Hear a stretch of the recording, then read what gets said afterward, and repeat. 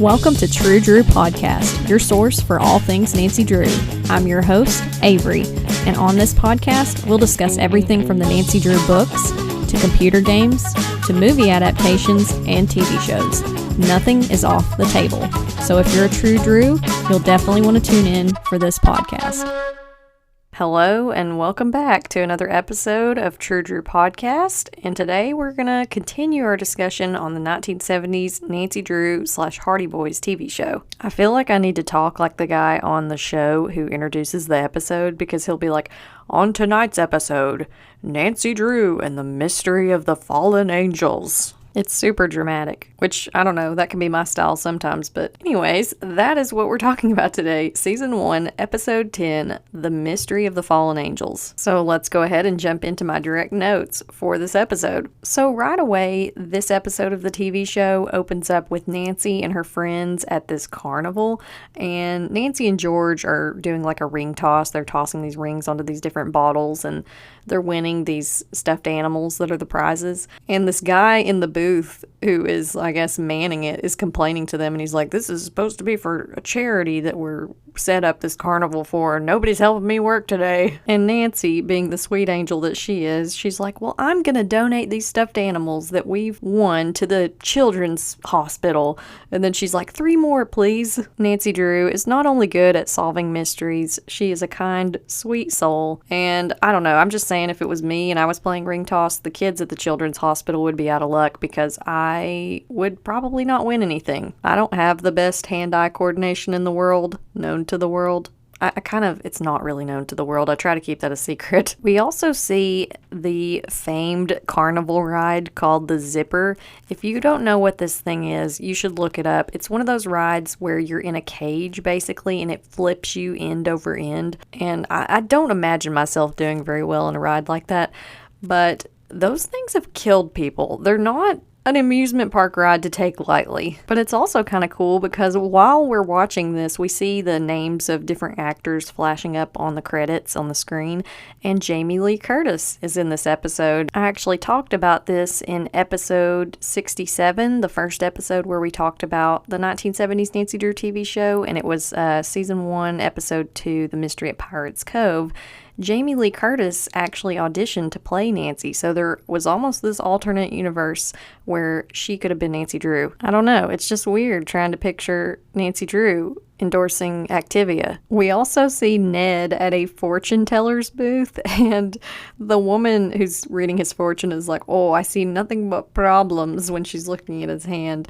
And he's like, what problems?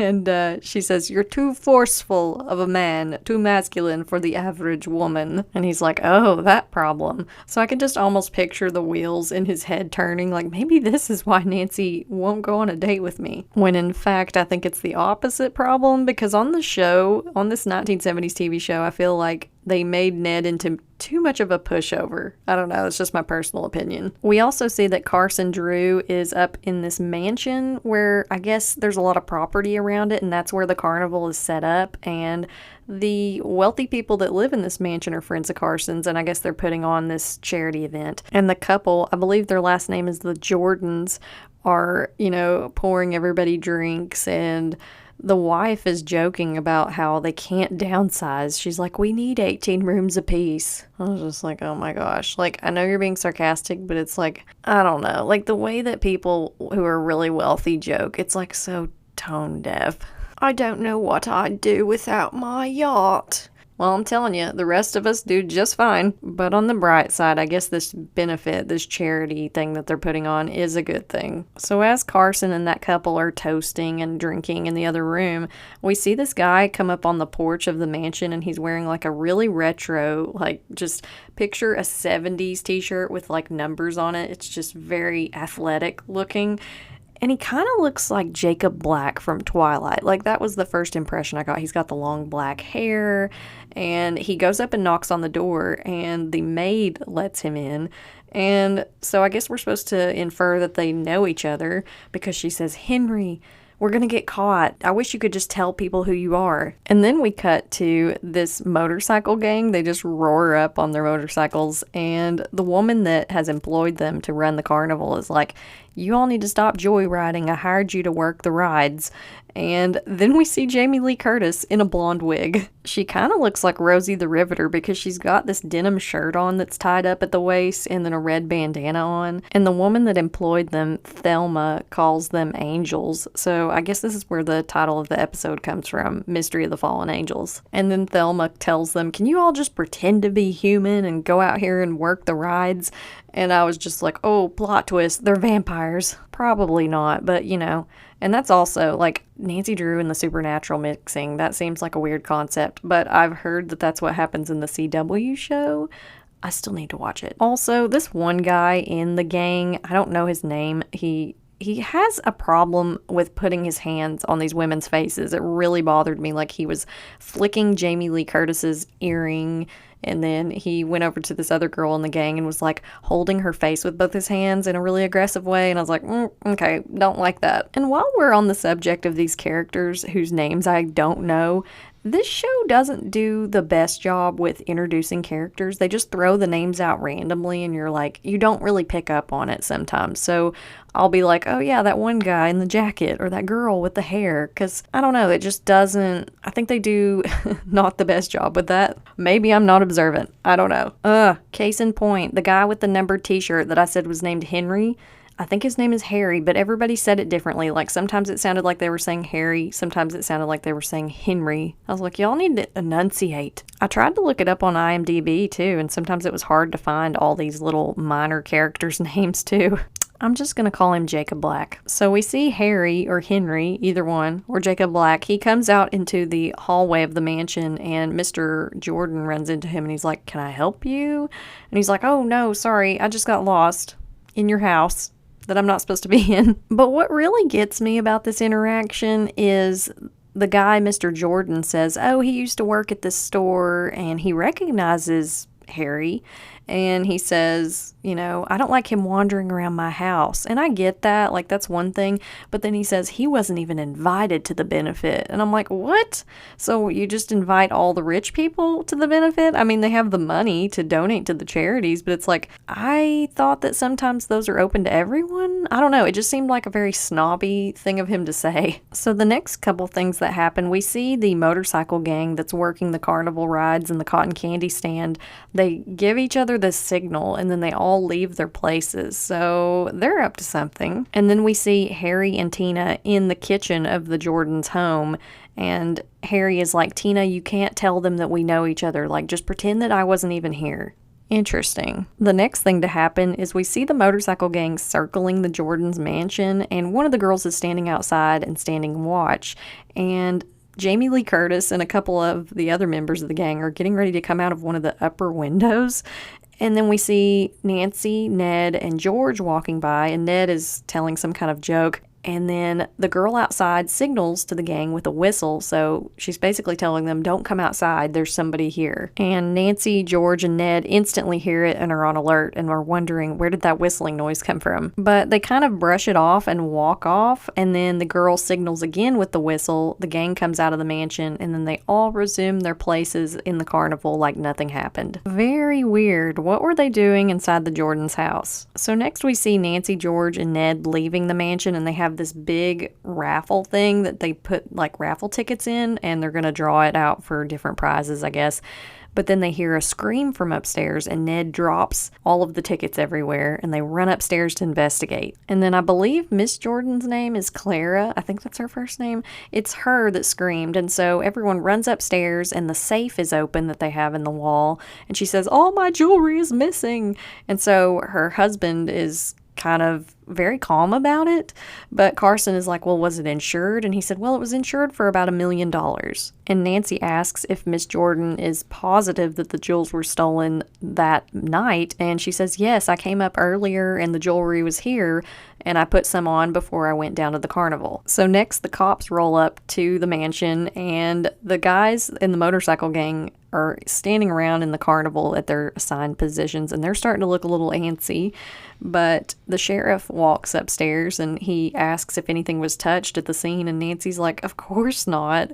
And he says, oh, sorry, I forgot who I was dealing with. You think Nancy by the book Drew would have meddled with a crime scene? I think not. We then see the sheriff asking the Jordans, was there anyone suspicious around the mansion? And Mr. Jordan says, well, there was a man I ran into in the hallway, Henry/Harry Salazar. And Tina, the maid, is standing out in the hallway listening to this conversation. And she's obviously pretty upset. Okay, we get confirmation from Nancy in the next scene. It is Henry. She's the one that said his name the clearest of anybody. But anyway, Nancy visits Henry at jail because he got arrested.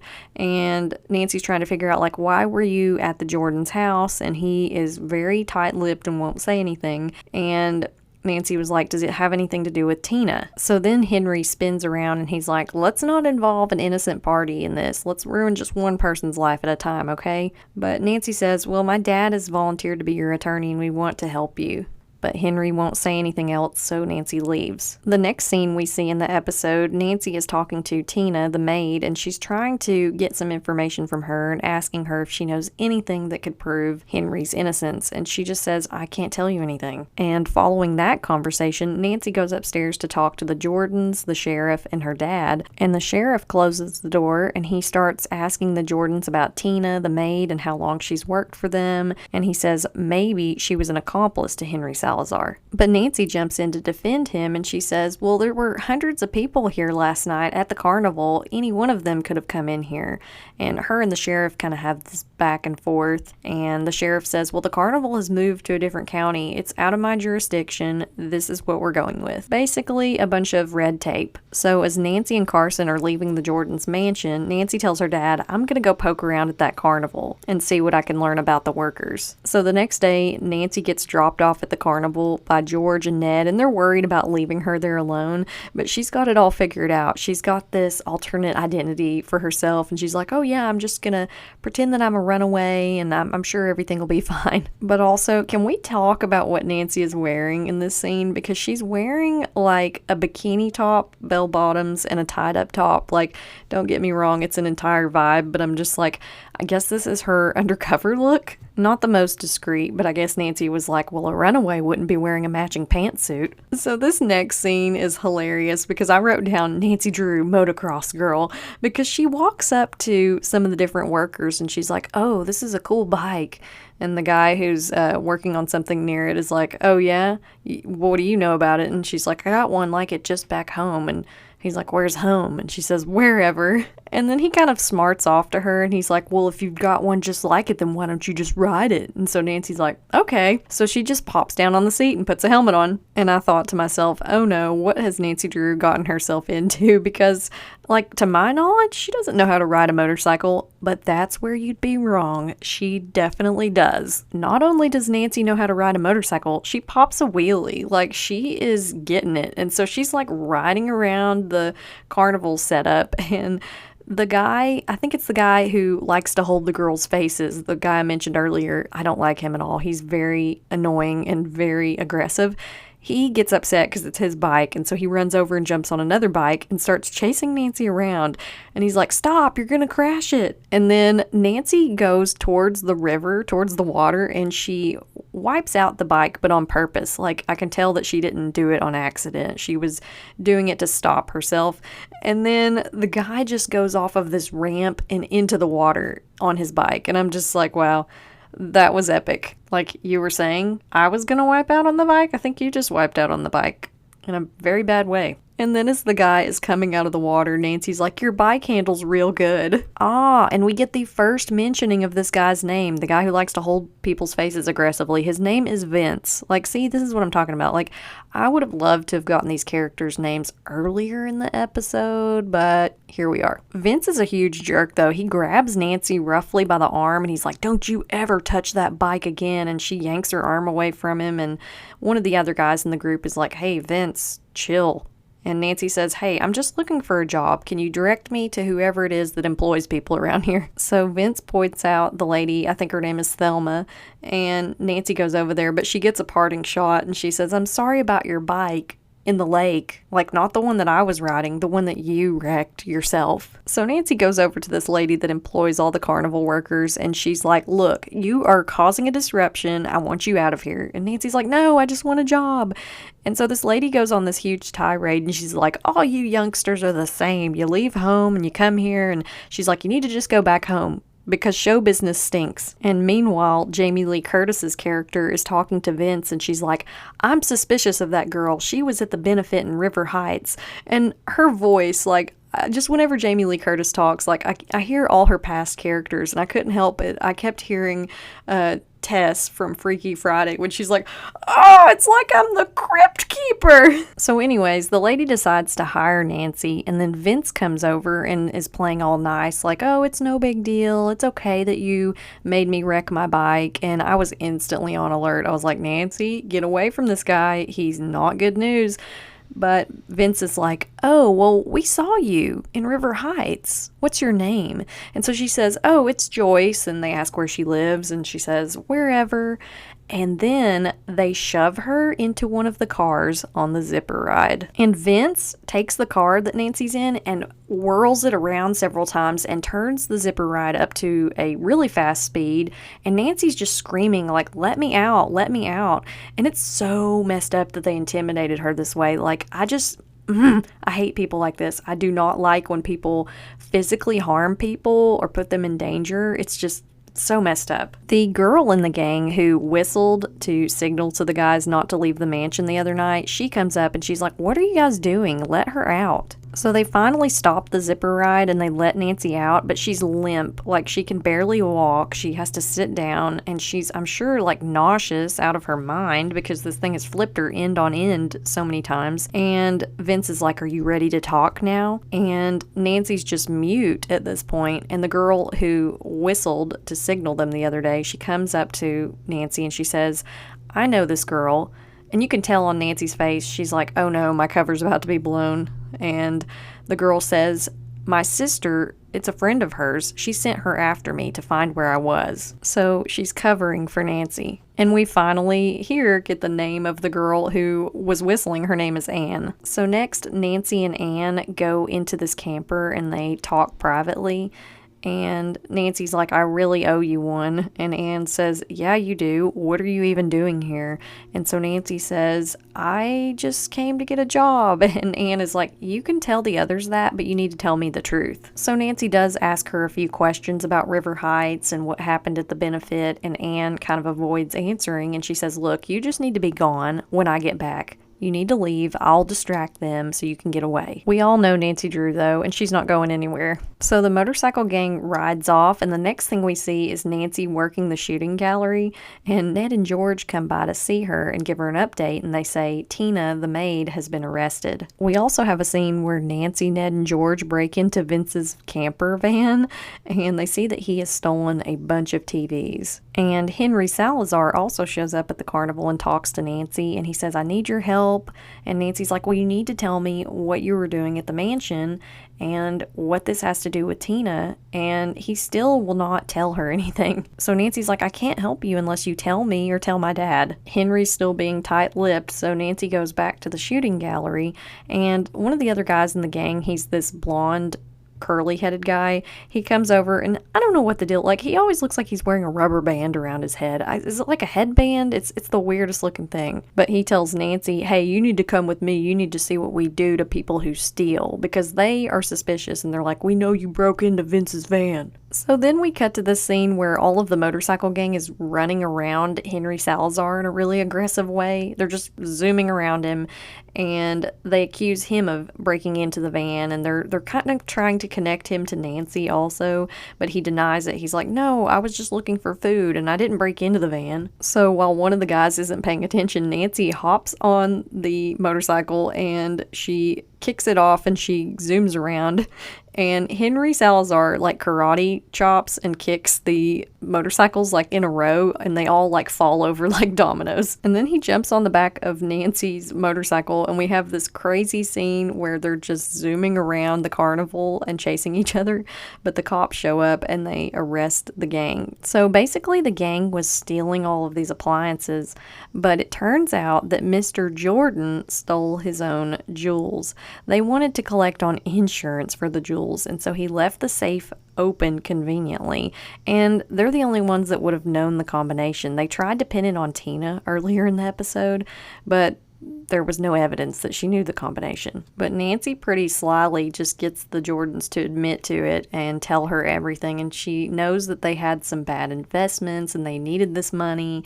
But the Jordans are such jerks. Like, they literally waited until the carnival was near their house because they thought, oh, there's a lot of unsavory characters nearby who could have stolen the jewels and we can pin it on them. All because they made some bad investments. It also turns out that the reason why Henry didn't want to talk about him and Tina was that Tina was illegally in the country. So that was why he was so tight-lipped the entire time. So as far as some of the funny quotes for this episode go, one of the funny quotes was from Anne in the motorcycle gang, and she says, "I've been having a ball." And then the lady that hired her, Thelma, says, "You're a regular Cinderella." And then Nancy at one point in the episode says, "I'm not going to pry, I'm just going to observe." So now let's talk about some of the things I liked and didn't like about the Mystery of the Fallen Angels. So I really liked the carnival setting. I loved Nancy popping a wheelie, like that was not on the 2025 bingo card. I did not think she knew how to do that.